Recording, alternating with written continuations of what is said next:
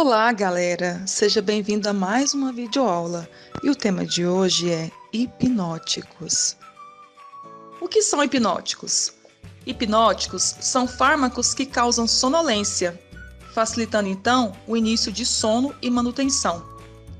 Quando administrados em pequenas doses, causam o que chamamos de sedação, ou seja, aquela sensação de bem-estar e relaxamento. Por isso, esses fármacos são chamados de sedativos. Quando administradas em doses maiores, causam hipnose, ou seja, eles causam sono. E em doses ainda maiores, causam anestesia cirúrgica. Todos os hipnóticos são considerados depressores do sistema nervoso central. Podem ser considerados hipnóticos fármacos como benzodiazepínicos, barbitúricos, além dos próprios medicamentos pertencentes a esta classe. O que leva o uso de um ansiolítico e hipnóticos? Bom, quando o indivíduo desenvolve ansiedade patológica, tais como síndrome do pânico, TAG, que é o transtorno de ansiedade generalizada, TOC, transtorno obsessivo compulsivo, TEPT, transtorno de estresse pós-traumático, fobias no geral, como por exemplo insetos, altura e escuro. E como esses fármacos vão se agir no nosso organismo?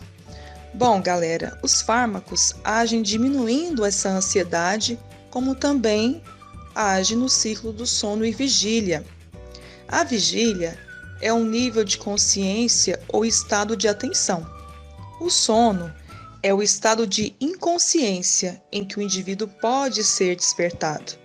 A falta do sono prejudica o sistema imunológico e também o funcionamento do sistema nervoso central, que está ligado ao aprendizado e ao crescimento celular.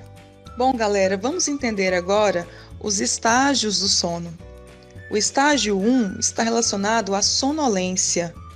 É um estágio de um entrar e sair do sono, sendo facilmente acordado.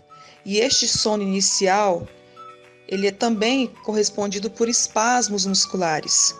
São os que causam as repentinas sensações de queda e que acordam o indivíduo no susto.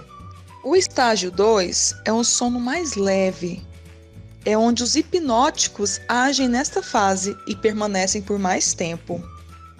Nesse estágio, haverá breves explosões de atividades cerebrais, chamados de fusos do sono, que estão associados normalmente a espasmos musculares.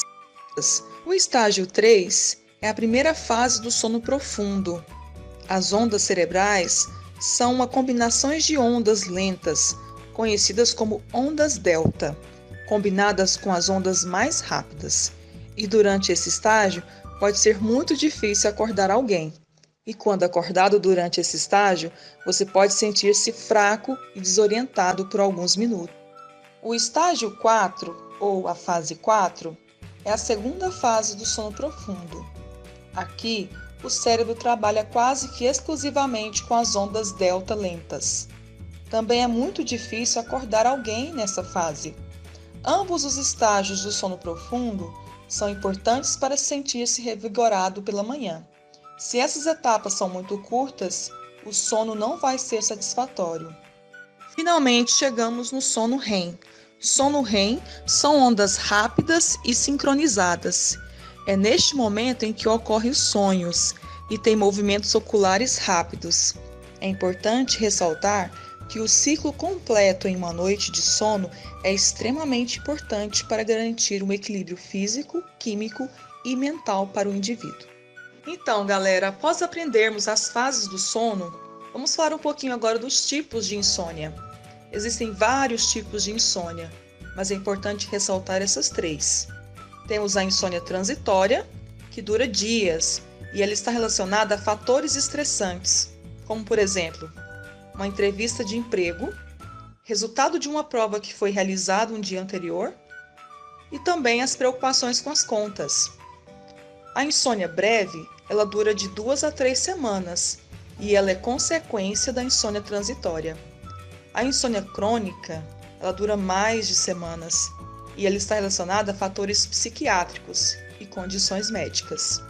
As principais causas de insônia estão relacionadas ao estresse, depressão, ansiedade, dores crônicas efeitos colaterais, uso abusivo de cafeína, álcool e fármacos, alterações fisiológicas, patológicas e comportamentais. Os melhores medicamentos para o tratamento desse distúrbio da insônia e da ansiedade são eles, os benzodiazepínicos e os barbitúricos. Esses medicamentos têm afinidade pelo receptor do neurotransmissor GABA-A. Esse neurotransmissor, ele potencializa a entrada de cloro dentro da célula. Os benzodiazepínicos, ele promove o aumento do número de abertura dos canais de cloro, e os barbitúricos aumentam o tempo de abertura desses canais. O mecanismo de ação desses fármacos potencializa a entrada de cloro para dentro da célula, promovendo uma hiperpolarização. No caso das células dos neurônios, eles se tornam resistentes ao processo de despolarização. Então, o indivíduo que tem uma atividade neuronal intensa por causa da insônia e dos fatores de ansiedade, esses fármacos diminuirão o estado de vigília e de insônia e apresentará melhora, deixando relaxado, mais calmo e sonolento. Quais os efeitos colaterais que esses medicamentos podem trazer para o indivíduo?